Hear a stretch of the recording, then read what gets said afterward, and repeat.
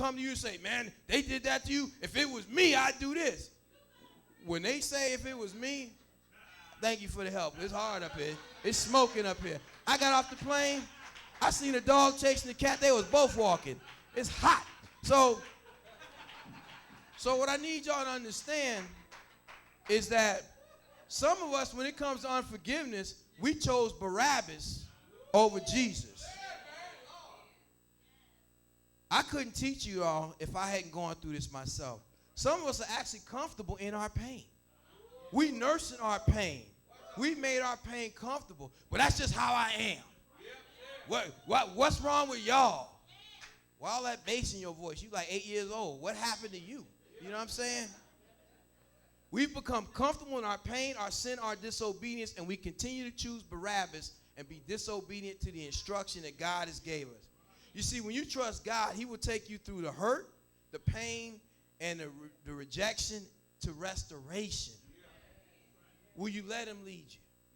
Will you turn back to him and allow him to process the feelings that's in your heart? God will allow you to feel again. Some of us, we were talking about Ezekiel this morning where he was trying to witness to people that didn't want to hear it. And so his heart was getting kind of hard. But God dealt with him. And then to the point where Ezekiel said in Ezekiel 36 and 26, he was saying, I will give you a new heart. He was speaking of how God was saying, I will give you a new heart and put a new spirit in you. I will remove your heart of stone and replace it with a heart of flesh. Some of us have been hurt so badly that we have a callous over our heart. So the ability to have empathy and compassion and concern has been, you can't even feel it anymore. And if you want God to change your life, you have to take that stony heart and give it to God and let him give you a transplant. He did that for my brother, and he did that for me.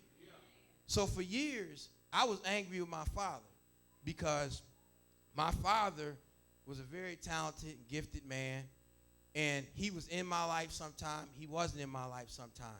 And I would go, and I called myself a man of God, and I would go to a town that he was in, and I wouldn't even stop and see him.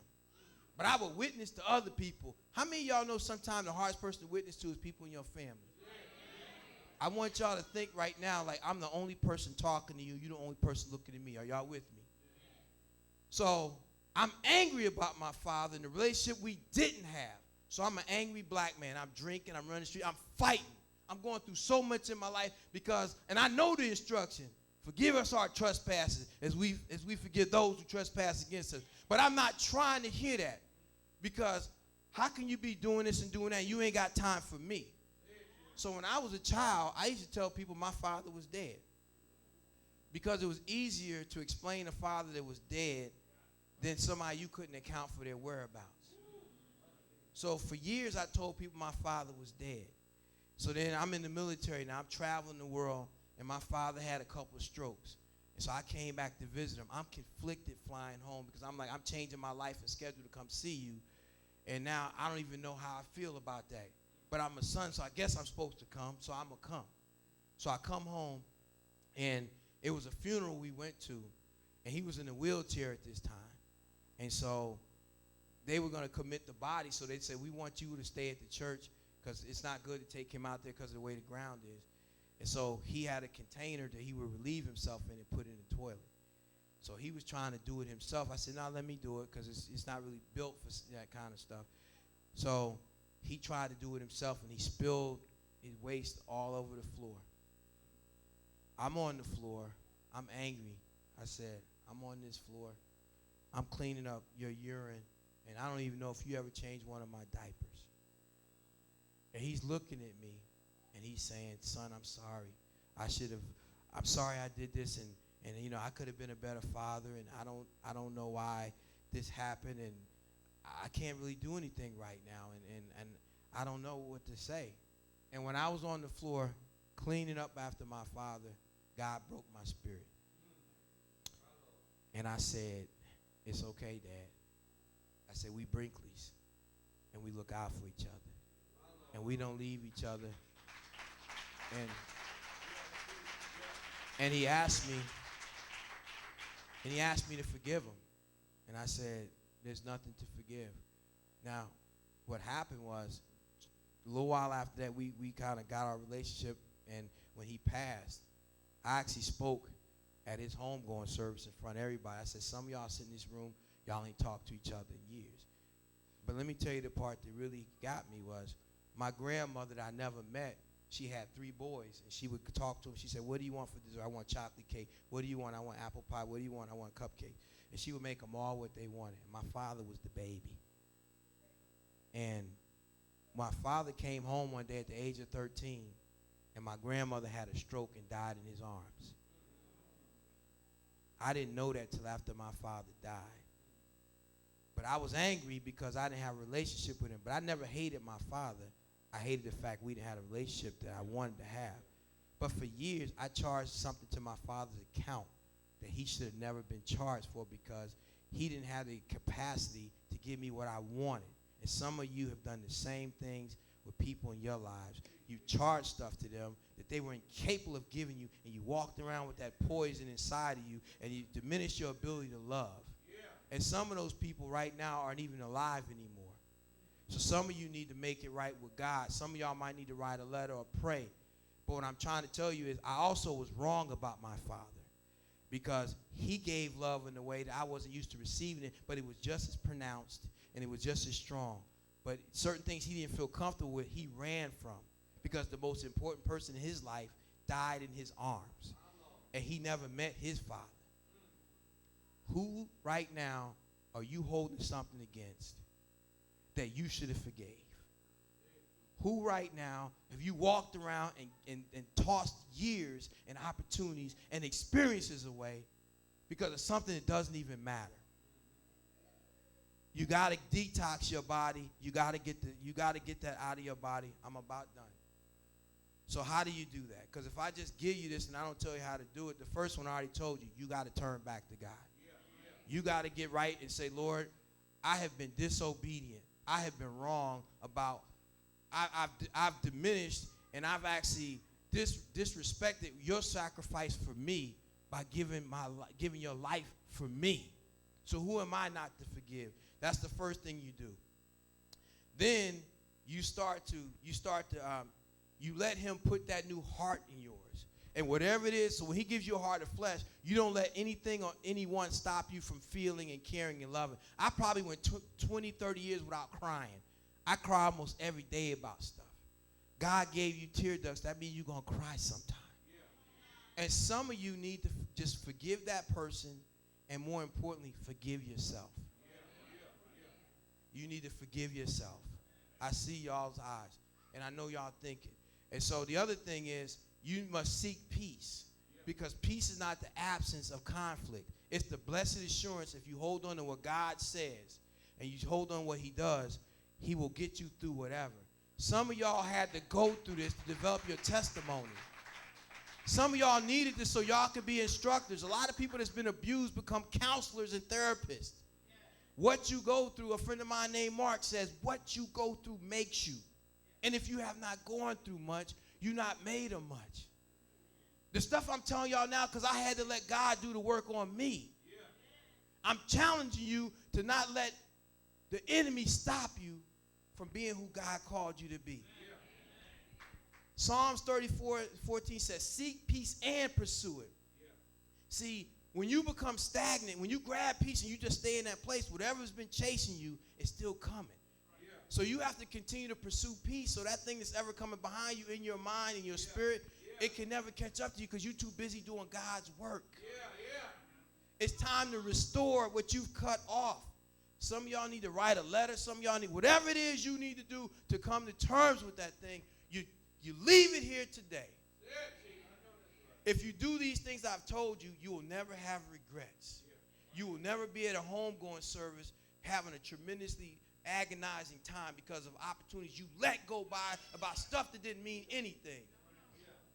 Your relationships will have a depth that it's never had before. You see, unforgiveness steals time, moments, hampers our ability to be a witness, and it diminishes us and it allows the enemy to have his way in our lives. I know this is heavy. We're almost done. When you forgive, you surrender the right to give even. You surrender the right to get even. Are you truly committed to the things of God, or are we just going through the motions? Hebrews 12:2 reminds us that for the joy thereof, Christ endured the cross. He was spat upon. Y'all know the story. He went through all of this stuff, and he saw us on the other side of his agony. He saw us on the other side of his pain. He saw us restored on the other side of his circumstances. What do you see on the other side of your circumstance? If it's not greater than your pain, you're not going to do it. Do you want, if you're having children, do you want them to feel like you feel or be like you are in those areas? I know the answer. So let's work on it. See, joy is not about feeling good. It's about feeling God. Nehemiah tells us that the joy of the Lord is our strength. So as I get ready to go to my seat, I'm going to leave you with something that's going to cause you to hopefully think. And this is how it goes. When you allow yourself not to forgive, when you're willfully disobedient to God, or you won't allow him to have you mature, then the people you were supposed to meet, that God put in your life. Sister Kim, she was in Sunday school, and she was talking about the challenges place she worked. She was planted in that place. She gets that. Some of y'all looking at these things as obstacles. God said, I put you here to influence people. And so what I need y'all to understand is heaven and hell is real. Are y'all with me? It's just me and you. Don't worry about nobody else. Heaven and hell is real. And when you have unforgiveness in your heart, the witness that you were supposed to get can help usher somebody to hell. And that's blood on our hand. I had to pray to God like, God, whoever you put in my life I was supposed to help and I didn't, Lord, keep them around. Because if I can't send somebody to them. That's an agonizing prayer. And so it brought me about this Dear John letter about these two guys that was friends. And I'm going to read it to you. Day 1. Dear John, I died today. And it's a lot different than I expected. I thought dying would bring me into a foggy and hazy place. But this place is crystal clear. And it's even more than life on earth. I still have my body and I can think and I can feel. But right now, they have me in line and I'm being ushered in for something. I don't know what. I'm really not sure what's going on. I'm kind of nervous, John. The attendants don't even look happy here. John, I'm afraid. I see a sign in front of me that says Hades. One thing for sure, John, this ain't heaven. Your friend, Frank. Day 2. Dear John. Help. Help. It's worse than I have expected. I'm surrounded by darkness. Yet I can feel the flames. I can smell my flesh as it burns. I'm dead yet alive. But I'm in agonizing pain. I have a thirst that cannot be quenched. And my body feels like it's about to explode. Oh, John, why can't I just die? Why won't God let me die? But I hear there's hope. They say that there's a judgment day coming and we will stand before God and he will judge our cause and our lives personally. Friend, my beloved friend John, I hope you never have to come here. For that matter, I wouldn't want to see anyone ever have to come here. John, I'm in pain. Your friend, Frank. Judgment Day. Dear John, today was Judgment Day. The hope that I had is but a distant memory. This memory will haunt me for eternity. Now I know nothing but terror awaits me. The flames, they wait to consume my flesh. When my name was called, I went to stand before the great white throne. And as he sat upon the throne, called for the book of life to be opened, and he viewed his pages. And I looked at the multitude of believers behind the throne, and I saw something that I couldn't believe. I saw you. I saw you, John. I saw you among the saints rejoicing for what was ahead of you. There you were, waiting for eternal bliss, while I waited for eternal damnation. You sang songs of joy while I shrieked terror. Suddenly, the voice of the enthroned God caught my attention, And he said, your name has not been found in the book of life. Therefore, I sentence you to